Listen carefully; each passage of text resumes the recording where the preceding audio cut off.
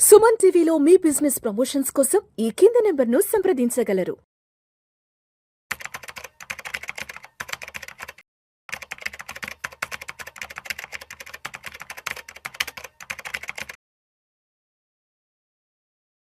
చక్రధర్ గారు నమస్తే సార్. నమస్తే అండి. సార్ ఈ వీడియోలో కాస్త డీటెయిల్డ్గా మార్కెట్స్ వర్సెస్ ఇన్వెస్ట్మెంట్స్ గురించి మాట్లాడుకున్నాం సార్. మార్కెట్లు ఏమో ఆల్ టైమ్ హైకి చాలా చాలా దగ్గరగా ఉన్నాయి. నిఫ్టీ విషయానికి వస్తే 26,000 క్రాస్ అయిపోయింది. సెన్సెక్స్ విషయానికి వస్తే 85,000 క్రాస్ అయిపోయింది. ఇక్కడ దాకా బయటకు చూడడానికి బాగానే ఉంది. అంటే మార్కెట్లలో బుల్ ర్యాలీ స్టార్ట్ అయిపోయింది, మార్కెట్ మంచి ఊపు మీద ఉంది అన్నది ఫండమెంటల్గా బయటకు కనిపిస్తుంది. బట్ టెక్నికల్గా ఎలా ఉందంటే చాలామంది ఏం చెప్తున్నారంటే సార్ మార్కెట్లు పెరుగుతున్నాయి కానీ ఇండివిజువల్ స్టాక్స్లో గ్రోత్ లేదు, ఇండివిజువల్ స్టాక్స్ ఎక్కడా పెరగట్లేదంటూ కూడా ప్రతి ఒక్కరూ ఈ విషయం గురించి మాట్లాడుతున్నారు. అయితే ఇప్పుడు మార్కెట్లో ఉన్నటువంటి రకరకాల ఇన్వెస్ట్మెంట్ ఎవెన్యూస్ ఏవైతే ఉన్నాయో, అటు ఈక్విటీ కానివ్వండి, మ్యూచువల్ ఫండ్స్ కానివ్వండి, రీసెంట్గా వచ్చిన ఎస్ఐఎఫ్ లేదంటే పిఎంఎస్, ఏఎఫ్, ఈ ఇన్వెస్ట్మెంట్స్కి సంబంధించి ఈ ఇన్వెస్ట్మెంట్ పట్ల ఇన్వెస్టర్ సైకాలజీ ఎలా ఉంది అసలు? ఇది మాకు రోజు వచ్చే కాల్స్ ఏంటంటే యాక్చువల్గా మనకి 1.5 year బ్యాక్ చూస్తే మార్కెట్ 86,000 లెవెల్లో ఉండేది 1.5 year బ్యాక్. సో అలా 86,000 లెవెల్లో ఉన్న మార్కెట్ కాస్త మనకి 72,000 దాకా పడిపోయింది. 72,000 నుంచి మళ్ళీ మెల్లమెల్లగా పంచుకుంటూ ఇవాళ అదే లెవెల్కి వచ్చింది. ఒక 15 months 15 months అదే లెవెల్కి వచ్చింది. అయితే మనకి ఆ టైంలో 86,000 లెవెల్స్లో ఉన్న టైంలో ఎవరైతే పిఎంఎస్లో పెట్టారో 50 lakhs పెట్టారో వాళ్ళకి మళ్ళీ చూస్తే వాళ్ళు కూడా 49 lakhs 50 lakhs దాకా వచ్చింది అమౌంట్. సో వాళ్ళు ఏమంటున్నారంటే మార్కెట్ మళ్ళీ బ్యాక్ వచ్చినప్పుడు మన ఇన్వెస్ట్మెంట్స్ ఎందుకు పెరగట్లేదు అని పెద్ద క్వశ్చన్ మార్క్ ఉంది. ఈవెన్ మ్యూచువల్ ఫండ్స్ చూసినా కూడా లాంగ్ టర్మ్లో వాళ్ళు లాస్ట్ టైం వాళ్ళు పెట్టిన అమౌంట్ కంటే కూడా ఇంకా 2% 5% తక్కువలోనే ఉంది. సో ఎందుకు అది జరుగుతుంది అనేది క్వశ్చన్ మార్క్ పెద్ద అందరిలోనే ఉందండి. యాక్చువల్గా ఏంటంటే 2 things జరుగుతున్నాయి ఇక్కడ. వాళ్ళు పెట్టే ఇన్వెస్ట్మెంట్లో ఏదైతే ఉంటుందో అది మిడ్ క్యాప్ కావచ్చు, స్మాల్ క్యాప్ కావచ్చు, లార్జ్ క్యాప్ కావచ్చు, ఒక్కొక్క ఫండ్లో తీసుకుంటే మనకి మోర్ దెన్ 100 స్టాక్స్ ఉంటాయండి. మంచి మిడ్ క్యాప్ తీసుకుందాం, అందులో 80 స్టాక్స్ దాకా ఉంటాయి. అయితే ఈ ఉన్న స్టాక్ ఎక్స్చేంజ్లో ఉన్న 5,000 స్టాక్స్లో కూడా ఈ సెన్సెక్స్లో ఉండేవి ఎన్ని అంటే కేవలం 50 మాత్రమే ఉంటాయి. మీరు చూడండి నిఫ్టీ 50 అంటారు, 50 స్టాక్స్ మాత్రమే ఉంటాయి. సెన్సెక్స్ 30 అంటారు, బీఎస్సీ 30 అంటారు, 30 స్టాక్సే ఉంటాయి. సో కేవలం ఈ 30 స్టాక్స్ యొక్క దిక్సూచియే మనకి సెన్సెక్స్. మరి వాట్ అబౌట్ రిమైనింగ్ అంటే చెప్పలేము, చాలా గ్రోత్ లేదు. చాలా స్టాక్స్ ఇవాళ మీరు అన్నట్టుగానే అండర్ పర్ఫార్మెన్స్ ఉన్నాయి. అయితే ఏదైతే మ్యూచువల్ ఫండ్లో వాళ్ళు పెట్టిన స్టాక్స్ ఇప్పుడు ర్యాలీ పెరిగిన స్టాక్స్ సమానంగా ఉన్నాయి అన్న ఫండ్స్ అన్నీ బాగానే ఉన్నాయండి.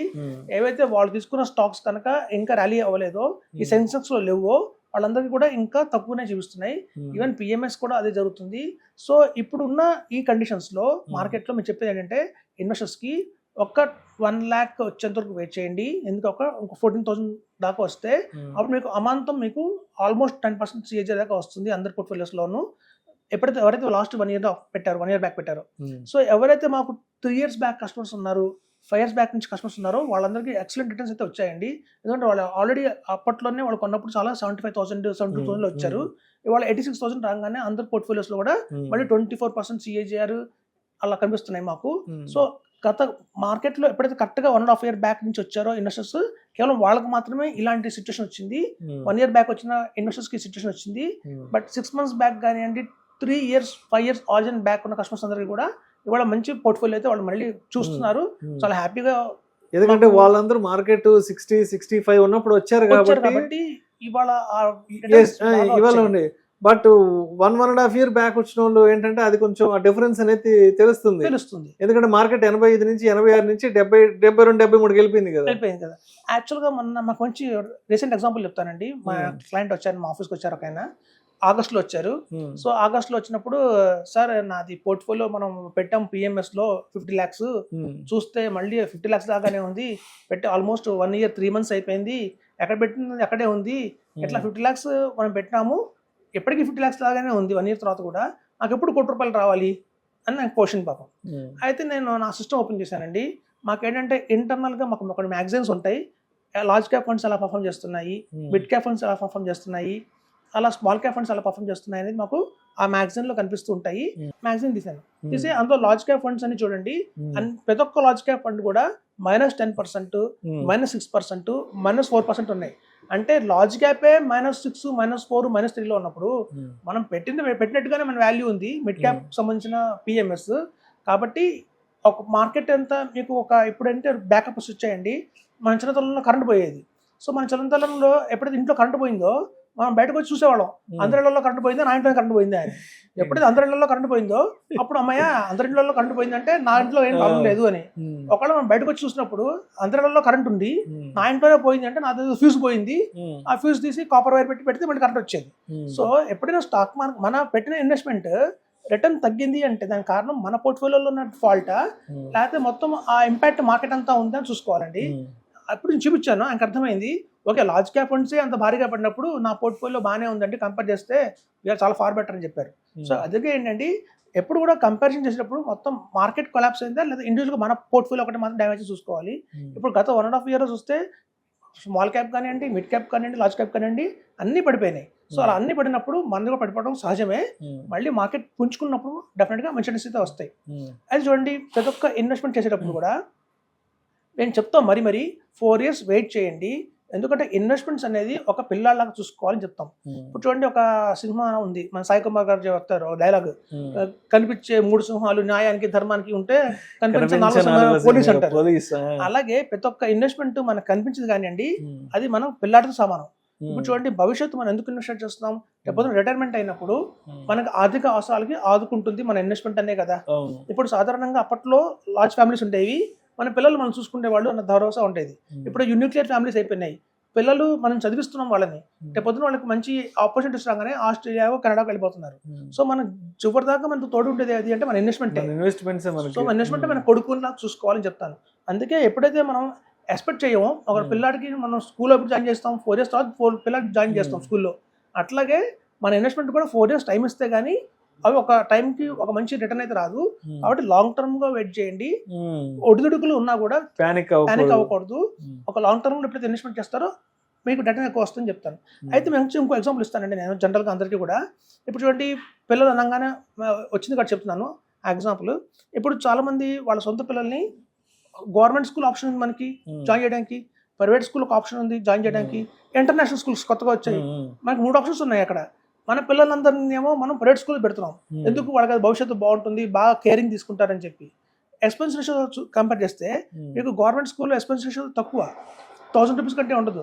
ప్రైవేట్ స్కూల్లో చూస్తే మీకు 30,000 కట్టాలి సంవత్సరానికి, అదే ఇంటర్నేషనల్ స్కూల్లో 80,000 కట్టాలి సంవత్సరానికి. సో మన పిల్లల్ని చేసేటప్పుడు మాత్రం ఇంటర్నేషనల్ స్కూల్, ప్రైవేట్ స్కూల్ చూసుకుంటున్నాం. మన ఇన్వెస్ట్మెంట్ అనే కొడుకుని మాత్రం లో ఎక్స్పెన్స్ రేషియో అని చెప్పి గవర్నమెంట్ స్కూల్ లాంటి డైరెక్ట్ ప్లాన్స్ లో పెడుతున్నాం. డైరెక్ట్ ప్లాన్స్ లో కూడా ఎక్స్పెన్స్ తక్కువే ఉంటుంది, అది గవర్నమెంట్ స్కూల్ లాంటిది. రెగ్యులర్ ప్లాన్స్ వెళ్తే ప్రైవేట్ స్కూల్ లాంటివి, మన SIF, PMS మన ఇంటర్నేషనల్ స్కూల్స్ లాంటివి. సో మన ఇన్వెస్ట్మెంట్ అనేది మనం ఎప్పుడైతే భావిస్తామో మన పిల్లల్లాగా, లేకపోతే మన భవిష్యత్తు ఇదే అనుకుంటున్నామో, అట్లాంటిది మనం ఎందుకు అలా గవర్నమెంట్ స్కూల్ లాగా మనం చూసుకొని లో ఎక్స్పెన్స్ రేషియో అని చూసుకొని తక్కువ ఎక్స్పెన్స్ రేషియో అని చెప్పి డైరెక్ట్ ప్లాన్స్కి వెళ్తారు. ప్రైవేట్కి దానికి రండి, ఇక్కడ ఒక ప్రొఫెషనల్స్ ఉంటారు మీకు. ప్రైవేట్లో ఎలా ఉంటే మన పిల్లలకి భవిష్యత్తు బాగుంటుందో, మీ ఇన్వెస్ట్మెంట్ కూడా రెగ్యులర్ ప్లాన్స్లోనో లేకపోతే ఒక PMS, SIF లాంటిది దాంట్లో ఉంటే ఉన్నా మీకు రిటర్న్స్ బాగా వస్తాయని చెప్తుంటాం. సో కాబట్టి అదండి, మనకి మార్కెట్ పెరగగానే సరిపోదు, మన పోర్ట్ఫోలియోలో ఉన్న స్టాక్స్ కూడా పెరగాలి. అలా పోర్ట్ఫోలియోలో స్టాక్స్ ఎప్పుడైతే పెరుగుతాయో అప్పుడు గణనీయంగా రిటర్న్స్ అయితే బాగా వస్తాయి. ఇంకో క్లయింట్ ఏమంటారంటే, సార్ ఇంకో 50 లక్షలు పెట్టిన 50 లక్షలు ఇలాగే ఉంది, ఇంకా 4 ఏళ్ళకి 5 ఏళ్ళు కూడా ఇలాగే ఉంటుందేమో అని భయపడతారు. ఇప్పుడు చూడండి, ఎప్పుడైతే మేము ఈ ఫీల్డ్లో ఉన్నామో 20 సంవత్సరాల నుంచి 20,000 ఎప్పుడైతే మార్కెట్ వచ్చిందో సెన్సెక్స్, అదే ఆల్ టైమ్ హై అన్నారు ఆ రోజున. ఇంకా మార్కెట్ పెరగదు, ఇక్కడ నుంచి మాక్సిమం వచ్చేసింది 21,000 లెవెల్స్ మార్కెట్, పెరగదు అన్నారు. అది కాస్త 40,000 అయింది. సో 40,000 వచ్చినప్పుడు అదే క్వశ్చన్ అన్నారు, మళ్ళీ పెరగదు మార్కెట్, 40,000 వచ్చేసింది, ఆల్ టైమ్ హై ఇదే అనుకున్నారు, సైలెంట్ అయిపోతుంది అనుకున్నారు. కానీ ఇప్పుడు 80 వచ్చింది, ఎప్పటి నుంచి 1,20,000 అవుతుంది. ఇప్పుడు మళ్ళీ ఇప్పుడు మోర్గన్ స్టాన్లీ వాళ్ళు 1,07,000 పోతే 2026 అన్నారు కదా, 2020 ఎండింగ్ కల్లా వచ్చేస్తుంది అంటున్నారు. సో కాబట్టి స్టాక్ మార్కెట్ కూడా చూడండి 2045 కల్లా కూడా కనీసం 16 lakhs దాకా వెళ్తుంది అంటున్నారు. కాబట్టి స్టాక్ మార్కెట్కి ఎప్పటికైనా గ్రోత్ అయితే ఉందండి. అందులో స్టాక్స్ అయితే మారిపోతుంటాయి, ఇవాళ ఉన్న స్టాక్స్ అయిపోతూ ఉండకపోవచ్చు పర్ఫార్మెన్స్ లో, బట్ నిరంతరం అయితే ఈ కొనసాగుతుంది. ఎవరైతే ధైర్యంగా ఒక 10 years హారిజన్ కనుక పెట్టుకుని వస్తారో వాళ్ళందరికీ ఫ్రెష్ అవుతారు, మంచి రిటర్న్స్ అయితే వస్తాయని చెప్తున్నాం. సో మొత్తానికి పేషెన్స్ గా వెయిట్ చేయాలంటే, పేషెన్స్ గా వెయిట్ చేయాలండి, irrespective of the market up and down, patience గా వెయిట్ చేయాలి. Right sir, thank you sir, thank you so much. Thank you.